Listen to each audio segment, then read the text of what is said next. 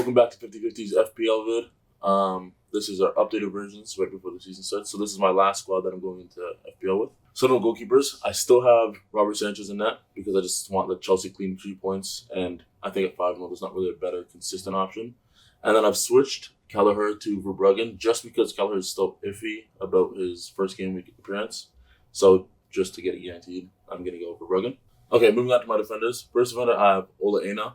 I did have Milinkovic at one point, but I put him down to Ola Aina at the 5-0 just to keep the extra 0.5 mil for something else. And I really like Nottingham Forest lineups or fixtures for the next couple weeks, at least for like 5-6 games before the international break. So I had to get Nottingham Forest defender in it, I felt. So Ola Aina will get forward as well and still get defensive contributions.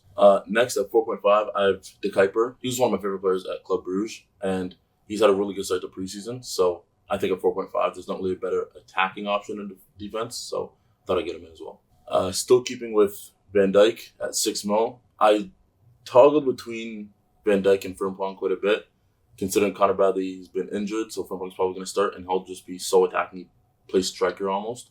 But I just thought Virgil van Dijk, defensive contributions, he's going to play 38 90s as long as he's healthy, and he's just a bit more solid and consistent, where Frimpong can get subbed out. When Connor Bradley does come back in, I do expect him to rotate a lot of games. So Virgil van Dijk at 6 mil is my best option, I think. My next 4.5 ab is Van de Ven. Again, Tottenham, I feel like this year defensively will be better than last year with Thomas Franken. And again, 4.5 for a center back like Van de Ven, who I think is pretty good.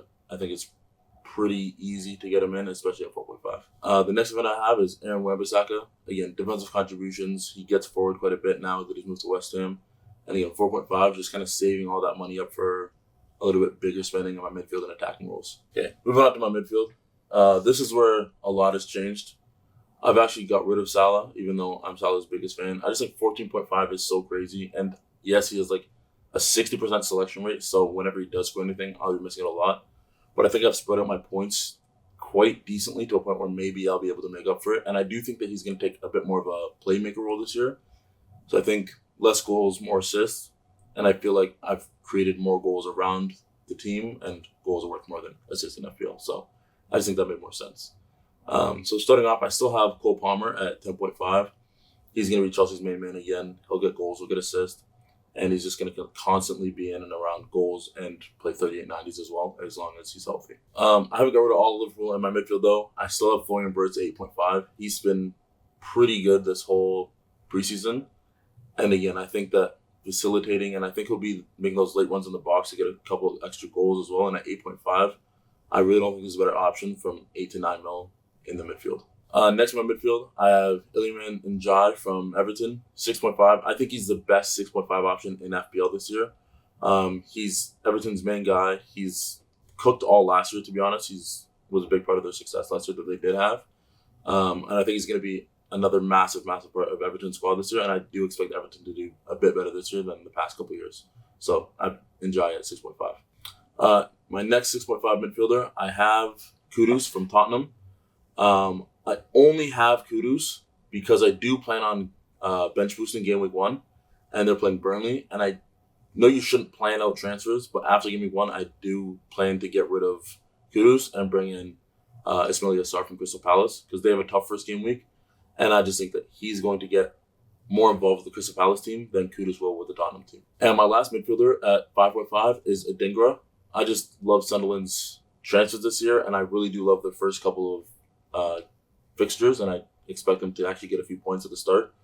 At 5.5, there is other options. There's Caicedo, there's Elliot Anderson, if you want to go a bit more the defensive contributions route. But I just think that I'm kind of leaving the defensive contributions out and just focusing on defensive contributions in my defense. In my midfield, I'm looking at a bit more like a traditional FPL with goals and assists. And I think Adingra is going to get quite a lot of game time, especially at 5.5. And be one of Sunderland's main guys as well. Moving on to my attack. Without Salah, obviously it's probably pretty easy to guess that I do have Haaland.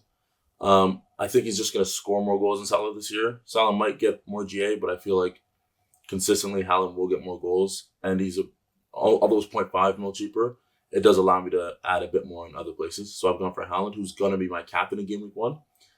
I also have Jared Bowen's still at 8 mil. I love Jared Bowen. He's got 20J the past 2 years at 8 mil in the forward position. There's not a lot of forwards, and he's consistently going to be a star in that West Ham team, especially with a good start to their game week 1 as well.